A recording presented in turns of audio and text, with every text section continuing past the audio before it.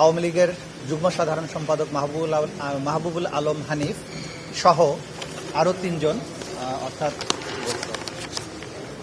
আওয়ামী লীগ নেতা সদর উদ্দিন খান, আসগর আলী, আতাউর রহমান আতা সহ মোট 4 জনের বিরুদ্ধে একটি নতুন ফর্মাল চার্জ আন্তর্জাতিক অপরাধ ট্রাইব্যুনাল 2-এ দাখিল করা হয়েছে।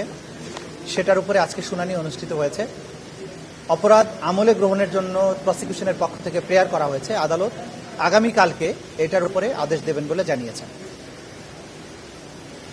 এই ফর্মাল চার্জে আমরা মাহবুবুল আলম হানিফের ব্যাপারে কমান্ড রেসপন্সিবিলিটির অভিযোগে নিয়ে আসছি, যিনি ওবায়দুল কাদের সহ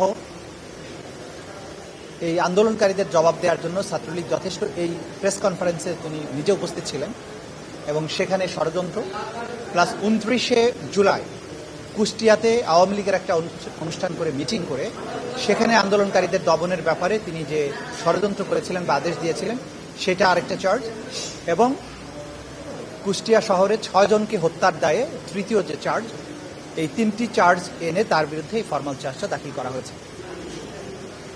এই 3টি অভিযোগ প্রমাণের জন্য সাফিসিয়েন্ট ম্যাটেরিয়াল, তথ্য প্রমাণ আদি সবকিছুর প্রসিকিউশন দাখিল করেছে। ট্রাইব্যুনাল বলেছেন এগুলো পর্যালোচনা শেষ করে আগামীকালকে কগনাইজেন্স নেওয়ার ব্যাপারে তারা আদেশ দেবেন। আমরা আশা করছি কালকে এই ব্যাপারে যথাযথ আদেশ ট্রাইব্যুনাল প্রদান করবে। বাকি আসামিদের অবস্থান কি? আসামিরা সবাই পলাতক, কারণ 5ই আগস্টের পরে পট পরিবর্তনের পরে প্রথম সুযোগেই তারা পালিয়ে গেছেন বাংলাদেশ ছেড়ে। সে কারণে তাদের গ্রেপ্তার করা সম্ভব হয়নি। গ্রেপ্তার করার চেষ্টা অব্যাহত আছে।